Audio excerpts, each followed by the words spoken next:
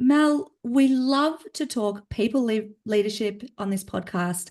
We love to gain insights around peak performance and the impact of these things on results in business. I'm really curious to pick your brain. What does it mean to have boundaries at work? It's a question I've been thinking so much about. Obviously, hopefully, most listeners will be aware of the importance of having personal boundaries at home and at work. And, when it comes to how you work, when it comes to your relationships, how you manage your time, how you manage your tech.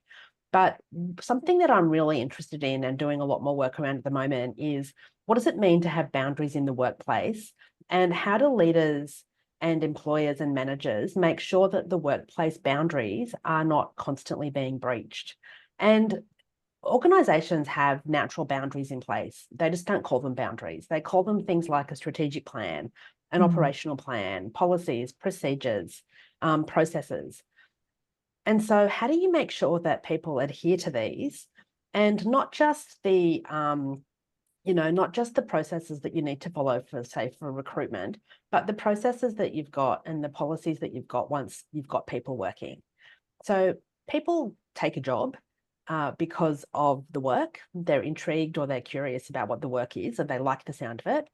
They take a job because of the person who's interviewing them or the person they'll be reporting to. They feel like they have a rapport with that person. And they take a job because of their perceived notion of what the organizational culture will be. Mm-hmm. I'm sure I'm not the only one who's taken a job and been told, okay, here's the way we work. Here are our office hours, for example. This was pre-flexible working time. Lots of my employers would say we work from 8:30 to 5 with 45 minutes off for lunch or whatever that might look like. I've only ever had one employer in all of my years of being an employee who said to me at the end of my first week when I stayed way past 5 p.m., she said to me, we finish work here at 5. If you can't do your job in the hours that you're here, then we need to have a conversation because there's something that's gone wrong.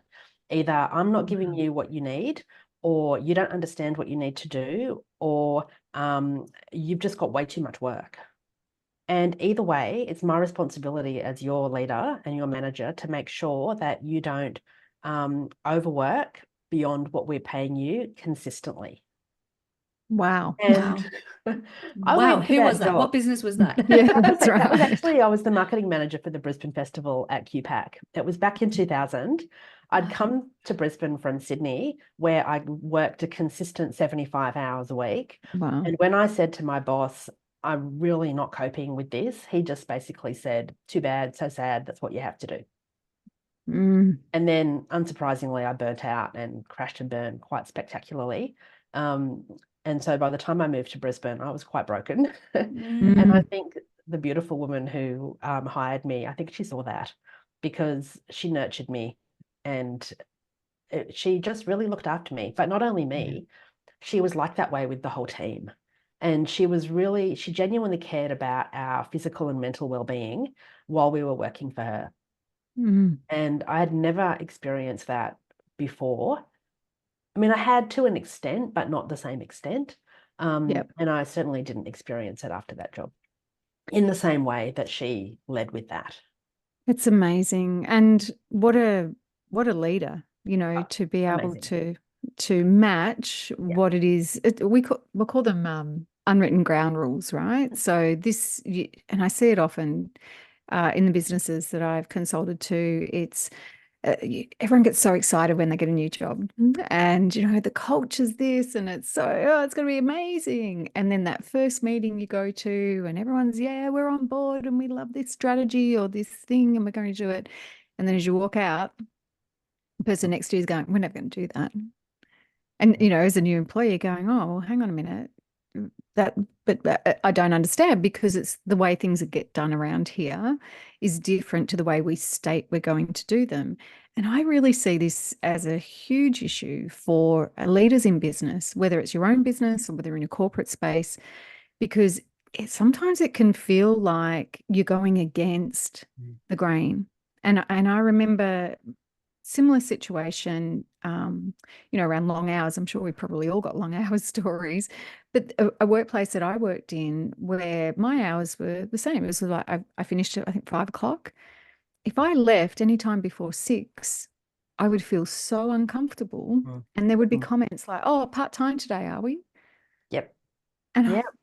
I'm like, why should I feel bad about just doing the hours that I meant to do? But everybody stayed.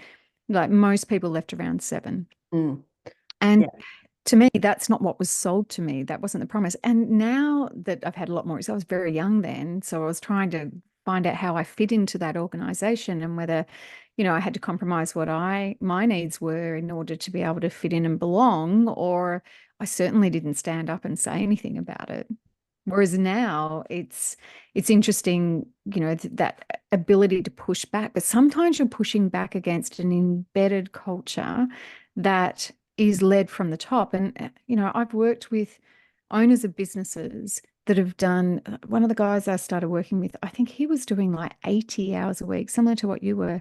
So it's that, how are you representing what you stand for by the way that you behave? And that meant he was tired, grumpy, angry, like not fulfilled, disconnected from his family, disconnected from his friends that he never saw because he had young children, and just this toxic environment gets created. And the reality is he was not productive. Yeah. A massive part of the work I do is with leaders and teams to help them communicate with conviction and to talk about what does it mean to communicate with conviction. And if you're all of those things, if you're tired, if you're grumpy, if you're stressed because you're at work and you're missing a really big milestone for one of your kids or for your partner, then you are never going to be able to communicate with the right conviction, because you're not leading yourself first and prioritizing what's genuinely important to you. And, there's certainly times where you need to put other people first, but as leaders, if we don't lead ourselves first, then we're not going to be effective at leading others. And I feel like a lot of people forget that, particularly when you're in an environment where it is the norm to work long hours or to constantly be under stress, or I totally forgot what I was about to say then. Well, could I throw you in a different direction and say, Yeah. Mel, what's the solution? Because if people are resonating with, that's me because the culture that I'm in doesn't allow me to leave on time without having that inner guilt, or I am that leader and I am like, what do I do about it? There's not one solution, because it really depends on the circumstance. But I feel that if you're in an organization where people are constantly working longer and getting stressed and cranky, the first thing you need to be doing as a leader is recognizing that and asking questions about, why do they feel this way? Why do I feel this way? And are there things that we're doing that maybe we can stop doing, maybe we can delay doing, or maybe we can just delete completely? One of my clients, we were talking about doing a big piece of work together last year, and just before we were agreeing to the deal, that came to me and said, we need to postpone working with you because our executive team have recognized that everybody is way too stretched, and to put a training and development program in would probably be the straw that breaks the camel's back, ironically, because you're there to help us. But he said, what we've decided to do, we looked at the 7 or 8 or 10, however many key projects that we've got, and we've halved them. And so it's going to take us 6 months to unravel and to realistically take those core projects off the table, to negotiate with our stakeholders and to talk about why we're not doing them within the time frame that we'd originally agreed to, because we've recognized that it's time for us to put the health and well-being of our people first. And I could not be annoyed about losing this big project, because they were doing exactly what I was going to be telling them to do, and they didn't need me to tell them to do it. So there's so many, that's one way that you can just look at, what have you got going on? And do you need to have all of that? And if you do need to have all of that, then how can you find more people to help you with that? And what I'm hearing in that is it's got to start from the top. It does. It does. It's like, well, it's basically a change program. It's changing how you think. It's changing how you act. And if you don't have that driven from the very top, then it's not going to happen. It's definitely really interesting to even hear the different perspectives around this. Mel, I love your examples that you shared. They were so different. You know, your example in Sydney and then coming to Brisbane and the complete opposite of that. And I was really curious as you were talking about that, and it was mentioned a little bit around what was the impact to output. So with those two, they're just a great almost case study for us to reflect on. The output of the longer hours, the stress, you said that it led to burnout, which a lot of our listeners and, you know, we can relate to, versus the output of, and also that must have been quite shocking to have someone say that to you. How incredible. Like we've got to have a conversation if you're after 5. What's your observation of the quality of output between those two different scenarios? With the first one, I was working for a global marketing agency and running all the events for Microsoft. So the agency I worked for had won the contract to run all the events for Microsoft in Australia. The person who negotiated the contract for the firm that I worked in did a great job for Microsoft. She didn't have an understanding of what it took to run an event. So consequently, we ran 300 events in 1 year with a team of 6, plus a couple of resources and some people from Microsoft. Unsurprisingly, my entire team and I burned out. I churned through a few people. We got a few extra people in at key times, but not really. We were just this core team of 6, and they were amazing. We all did amazing things. And we ran every event, but at great personal cost to all of us. The other job was marketing manager for the Brisbane Festival. That year, again, I had a great team of people. That year, the festival was the only performing arts festival in Brisbane to make a profit, and it was the biggest profit they'd ever made in their history. Wow. So that is what happens when you treat people well. They turn up. I turned up at work and I did a full day of work at work. Whereas in my other job, where I was in the office for 12 hours or 14 hours most days, come 3 o'clock, I was ready for a nap. And I just was not a functioning human. But there was this expectation that you'd stay there. And so we all did a lot of busy work rather than focused strategic work. And then because we were doing so many things and we had so many balls that were being juggled, most of us weren't sleeping well because we were lying awake at 3 o'clock in the morning, catastrophizing about all the things that could go wrong, as you do when you're under extreme stress. Yeah. So there's that impact to the bottom line in terms of the effectiveness of the output, but then there's also impact to bottom line around staff retainment, around staff engagement, around healthy, happy humans. And even I think that emotional and psychological impact, of course, with the burnout, et cetera, but even just enjoying where you are.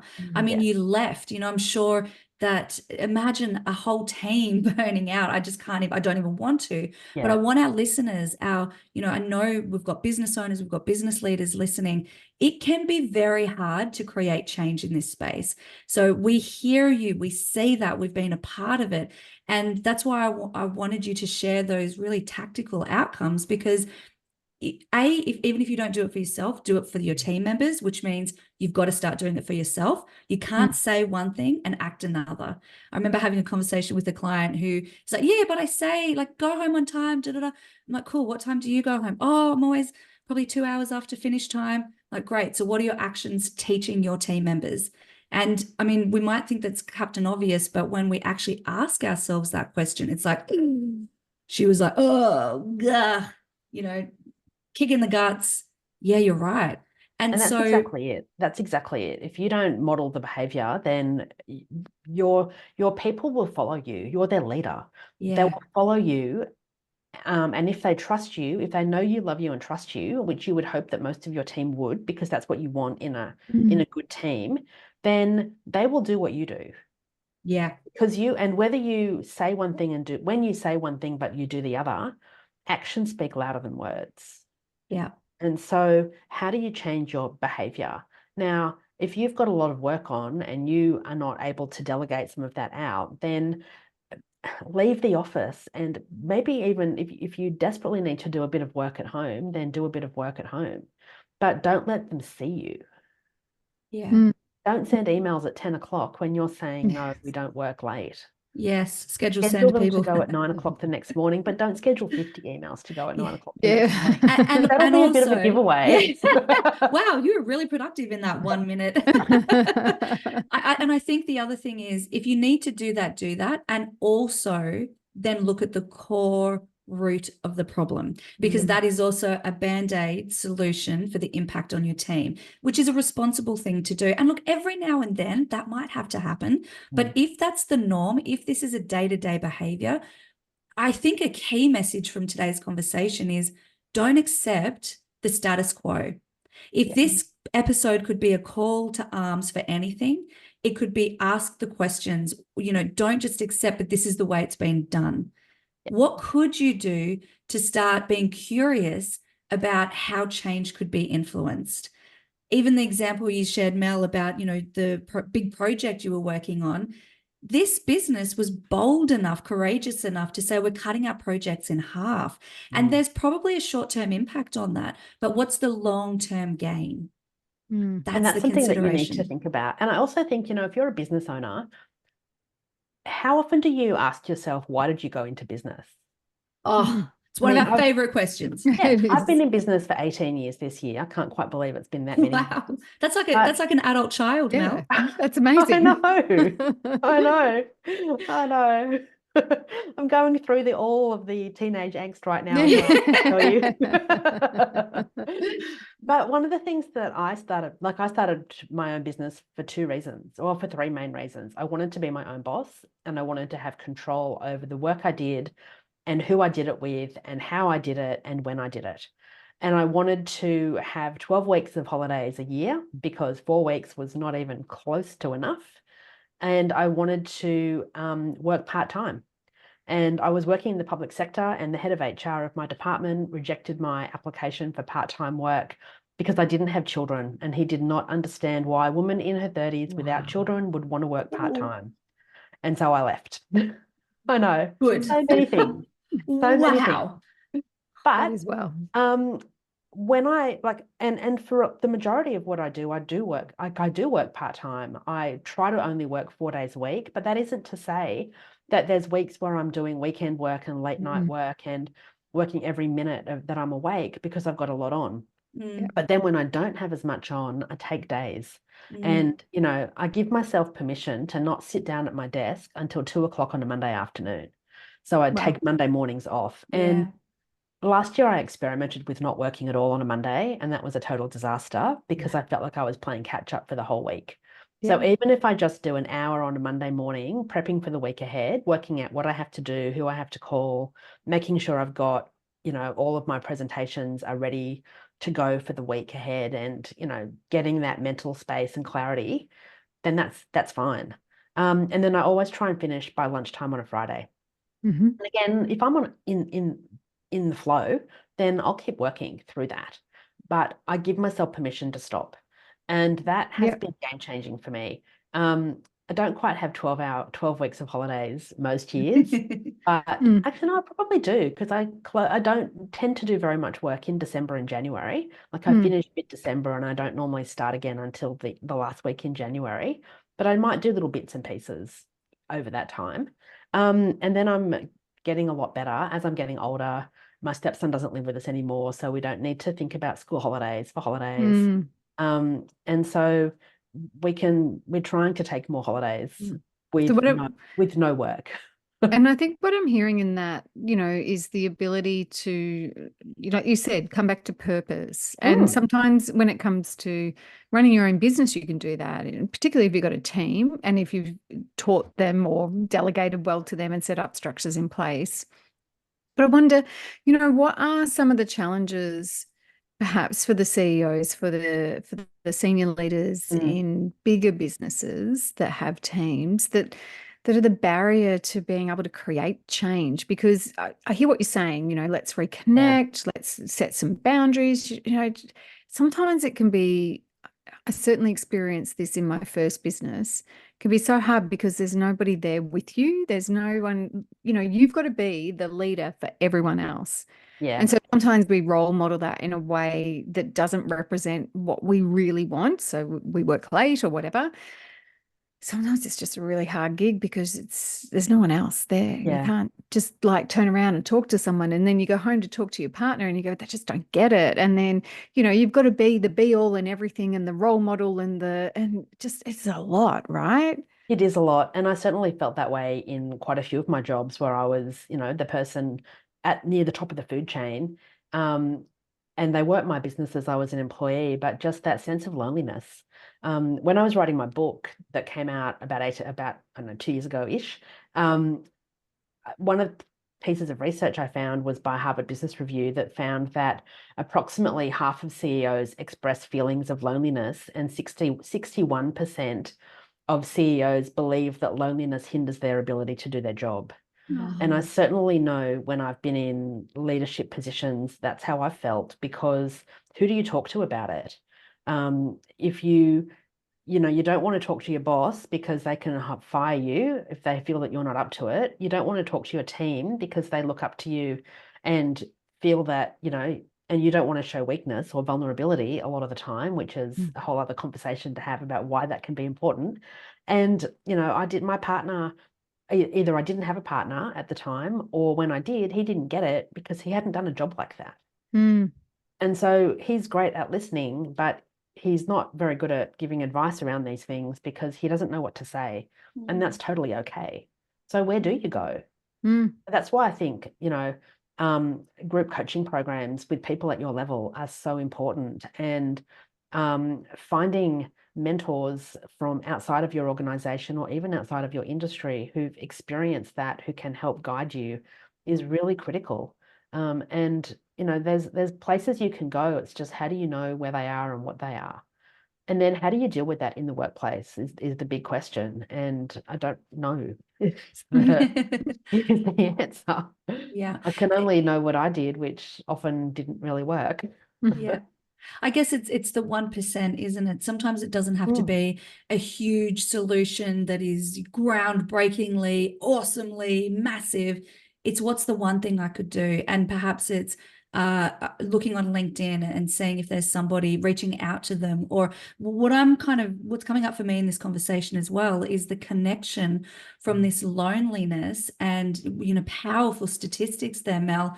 The connection from that to then the hustle harder, the work. So if, these CEOs and senior leaders and even business owners are feeling that loneliness, that contributes to that cycle of working harder, of working longer hours. It's that purpose, isn't it? It's something, it contributes to identity as well, and feeling like I'm contributing and distracting from the real problem. And then the flow-on effect of that to all the things we talked about with being optimal energy and feeling great and impact to team. So if we bring it back, if you're listening and you resonate to any of this that we're talking about, first of all, we see you, we're here. Actually, you can reach out to any three of us. We're all on LinkedIn, just genuinely for that connection. And if it's not us, maybe it is, what's that first little step that you can take to reach out to somebody, because you're not alone. I think that's another big message. You are not alone. We've experienced a version of what you're going through at some point, and there are so many people out there that also have. I feel like the most comforting thing for me about reading that research that was in HBR was knowing that when I was in that phase, that so many other people were as well. And so knowing that you're not alone. Last year I read, or not last year, sorry, in 2020, I read a book called Together that was written by Dr. Vivek Murthy, and he was the Surgeon General in the United States when Barack Obama was president. And I love that his book Together came out in March 2020, just as we were all, not together. But he talks about the impact of loneliness on society. And one of the things that he says is one of the best ways to overcome loneliness is to do something kind for someone else. And so if you're feeling lonely, then what's something kind that you can do for someone else? So if you're a CEO who's really lonely in your job, is there something that you can do for your team that benefits all of you? Because you won't be the only lonely person in your organization. Beyond Blue tells us that 1 in 2 Australians feel lonely every week. And so what is it that you can do together as a team to laugh, to have some joy in your life? Maybe it's a morning tea. Maybe it's just a shared meme.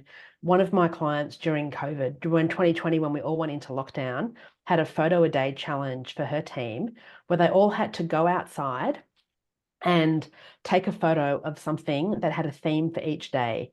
And she did the theme for each day so that they couldn't just scroll back through their phone and share an old photo, because she knew her people and she knew that they were wedded to the desk. And she wanted them to have at least 5 minutes a day in the fresh air. Yes. Yeah, I and love that. It's that good, is isn't it? It amazing. just took off. And she Mm. said not only was it good for them, but it was, she said, I got the most benefit out of this because it forced me to go outside. It forced Yeah. me to have this little nugget of creativity every morning to share the theme for the morning. She said, I never pre-planned because I looked forward to doing that every morning. And I think that's the other thing. What are you doing in your life and what are you encouraging your team to do so that they have something to look forward to every day? And they have something every day that they do that brings them joy. And it might be something in the workplace or it might be something in their personal lives. But how do you bring more joy into work? Because when you have more joy, your people are healthier, they're happier, they're much more likely to share their vulnerabilities and their frustrations. They're much more likely to be kind to others. And that is what is going to help your team grow and thrive so that you can be focused and get the outcomes that you want as a team and an organization. That's amazing. I think that's such a powerful message. And just before I hand back to you, Ness, I also want to put a perspective out there around during those years of COVID, we were kind of forced to get creative. And so I want to sort of bring to the forefront the fact that, are you still being creative with these different ways and ideas? Because I think a lot of people aren't. I think that we've gone back to a hybrid way of working or even office way of working. Like, it's just become the norm now. And so are we being as creative around how to find joy? I absolutely adore that nugget. And let's get creative again. I wrote an article a couple of years ago when the book came out, and I can't remember who I wrote it for, but it was, I'll send you the link that you can put in the show notes. And it was all about how do you find joy at work when you hate your job? Oh, wow. And I feel like we need to acknowledge that there's a Yeah. lot of people who do hate their jobs. Yeah. And they see their work, it's not a career, it's a job. They Yeah. see it as a means to an end. And I absolutely know that I've had people in my teams and that's been their view. And that is okay, because Yeah. not everybody wants to have a big career, not everybody wants to get promoted, but you need to acknowledge that you will have people for whom they come to work, they do their thing, and they go home. And they probably feel immense relief when they walk out of the door. And so what is it that you can be doing to make sure that those people see value and purpose in the work that they're doing? Because we know that when we see purpose in our work, when we see the value in the work that we're doing, that we do get more joy out of it. And so if you're doing a job that's menial, that's, you know, repetitive, that's actually really quite boring, how can you put a bit of creativity into it? How can you make it a bit easier? I used to work I worked for the Office of Fair Trading for quite a few years in government, and they had a call center where, I swear to you, I do not know how some of those people sat in that call center day in and day out and dealt with some of the issues that they were having to deal with. Some of them would have been so incredibly frustrating again and again and again. And we also know, you know, a lot of people who ring call centers are lonely and they don't want to get off the phone. So they ring up with these things that might not really be important or might not be relevant for the person that's answering the phone, but you can't hang up on them, or people who are human don't want to hang up on them. So how do you manage that?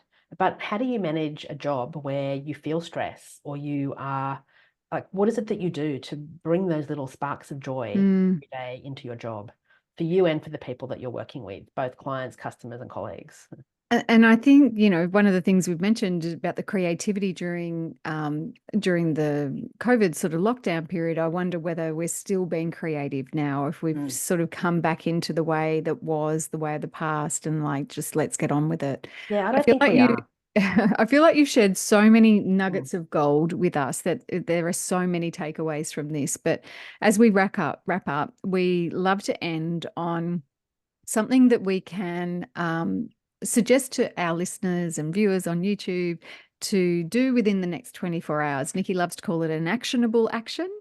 And I'm going to leave it open for you to go, because we've covered quite a few topics here. We've covered boundaries at work. We've covered loneliness, especially at the CEO level.